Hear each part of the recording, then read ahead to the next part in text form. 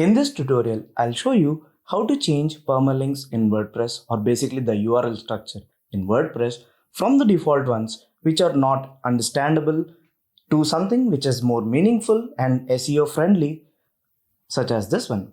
Hi, my name is Karthik. I'm a web developer and the founder of WPAlgorithm.com. On Design School by WP Algorithm, I make step-by-step WordPress and elementary tutorials to help beginners build amazing WordPress websites with ease. If you're a beginner or if you want to learn how to build amazing WordPress websites, this channel is for you. Let's get into the tutorial. Subscribe and let's get started. So once you have a fresh install of WordPress, the first and foremost thing that you need to do is to change the permalink structure. So if I log into my dashboard and try to view any post, I'll just hold on Command K and click on View. It opens in a new page. Well, nothing wrong with the post as such, but if I try to check the URL of the post, it looks something weird. It has a question mark, it has a number, and the same thing applies to pages as well. I'll click on pages and I'll just view any of the created pages on my site. I'll just click on View again, and this is the sample page. Again, the same thing with pages as well. The URL has something called page ID, and we don't want the URL structure to be like this or the permalink to be like this. We want it to be more easy to understand, and we want it to be SEO friendly so that search engines can understand what the page or the context of the page is all about. And to do that, all you need to do is to hover over settings and click on permalinks, or you can click on settings, click on permalinks in your dashboard. If you don't know how to log into your dashboard, it's just your website. So if your website is incomecase.com, incomecase.com/wp-admin, and just enter your credentials and you're in your dashboard. So once you're in your dashboard, click on settings, click on permalinks. As you can see, the default structure is set to plain. We don't want this structure. Let's change it to post name. And by post name, it also means pages as well. So if I click on save changes, now let's try to view the same post again. I'll click on all posts. I'll click on view. And now if we check the URL, it has a different URL structure. It basically has the slug, right? We call something called slug. How to edit the slug? So whenever you compose a post, you can simply click on quick edit and you see something called slug. So this is what you see in your permalink structure when you set a custom permalink structure, just how I showed you just now. So if I change this to hello, and if I try to update this, and by the way, you shouldn't be doing this so often.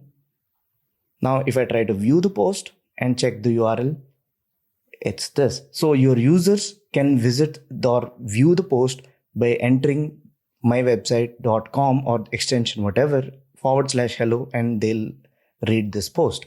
The same thing applies to pages. If we check any of the page, again, you can see that it has the slug. Slug is basically the last part of your permalink structure. So that's great. You can also tweak it further to include category name.